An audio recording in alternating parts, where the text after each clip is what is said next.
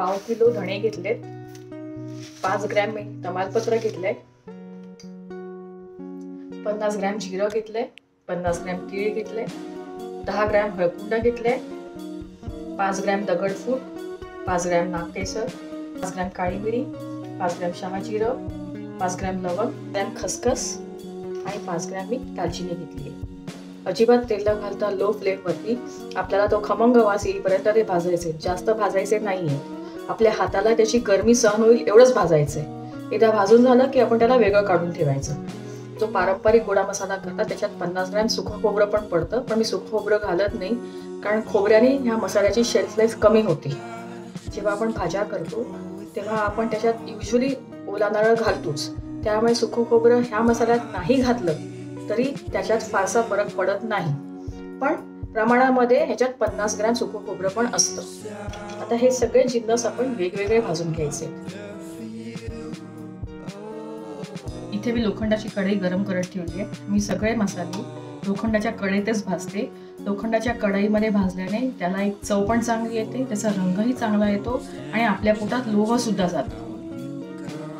आता सगळे मसाले आपण वेगळे वेगळे कोरडेच भाजून घेणार आहोत, अजिबात तेल न घालता भाजायचे.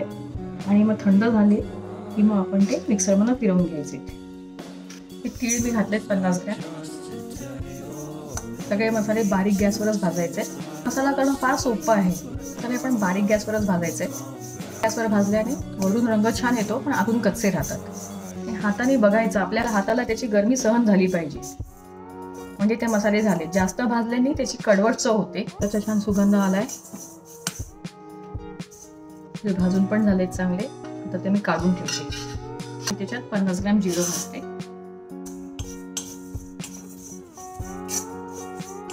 जिऱ्याचा पण छान सुगंध दरवळायला लागलाय, थोडे व्हायला पाहिजे. जर गरम मसाले आपण जास्त भाजले ना तर त्याचे सगळे एसेन्शियल ऑइल्स असतात ना ते जळून जातात. झालेत. आता मी दगडफूल घेतलं, लगेच गरम होतं हे. दगडफूल पण झालं. 5 ग्रॅम नागकेसर, केसरचा पण वास छान यायला लागलाय. झालेत नागकेसर पण छान गरम झालेत.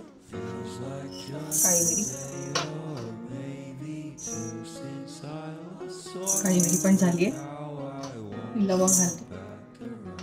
लवंग छान भाजायला लागले, सुगंध दरवळायला लागले लवंगीचा. लवंग झाली की ती फुटायला लागते, तडतडते.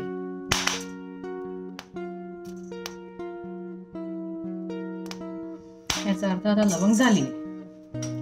शहाजिरं आपण गॅसवरून भाजून काढल्यानंतर देखील ते मसाले भाजले जातात त्यांच्या गरमीमध्ये.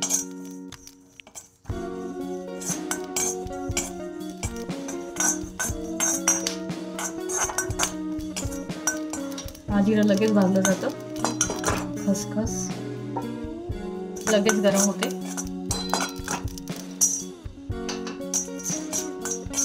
दालचिनीचा पण सुगंध छान दरवळायला लागलाय. झाली दालचिनी पण घालते.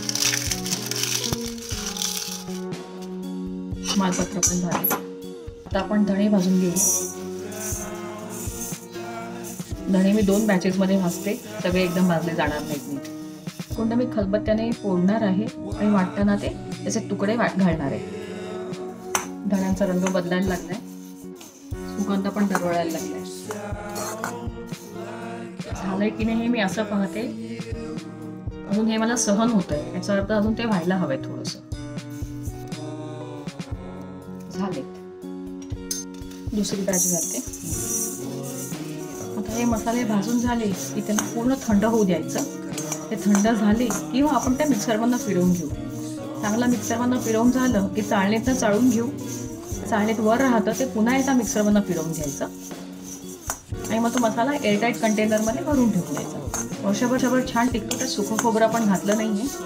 सुकं खोबरं घातलं तरी ते राहतं, पण त्याची चव नंतर थोडीशी खवट व्हायला लागते. तसंही आपण स्वयंपाकात ओला नारळ वापरतोच, त्यामुळे खोबरं पडतंच स्वयंपाकामध्ये. त्या सुकं खोबरं नसलं तरी फारसा फरक पडत नाही. हा मसाला मी फार नाही करून ठेवत, जर पाव किलोचाच करून ठेवते, संपला की पुन्हा करते. ताज्या मसाल्याची चव वेगळी असते. धण्याचा रंग बदललाय, सुगंधही छान सुटलाय.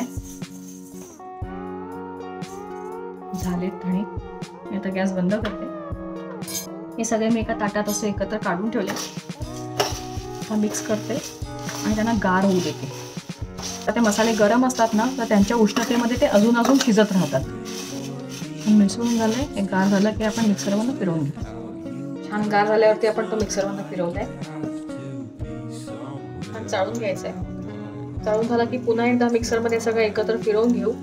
हा मसाला आहे ना, आपण जेवढा रोजच्या वापरायला लागेल तेवढा छोट्या बाटलीत काढून घ्यायचा आणि उरलेला सगळा आहे ना एखाद्या एअरटाईट कंटेनरमध्ये ठेवून द्यायचा. पण तो चांगला राहतो. गोळा मसाला आपला छान चाळून झाला एकत्र. एकदा तो मिक्सरमधून फिरवून घेणार आहे आणि सगळे जिन्नस एकजीव होऊन जातील.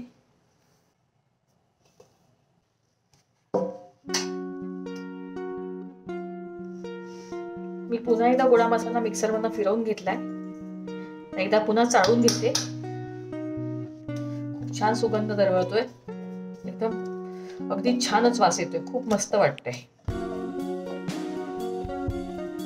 बघा किती छान गुळगुळीत. रंग पण किती छान आलाय. हळकुंडाचा पिवळा रंग किती छान आलाय बघा. एकदा चाळून घेतला की मी बरणीत भरून ठेवणार आहे. छोट्या डबीत मी रोजच्या वापरण्यासाठी काढून घेणार आहे. बाकी सगळा मी एअरटाईट बॉक्सने भरून ठेवणार.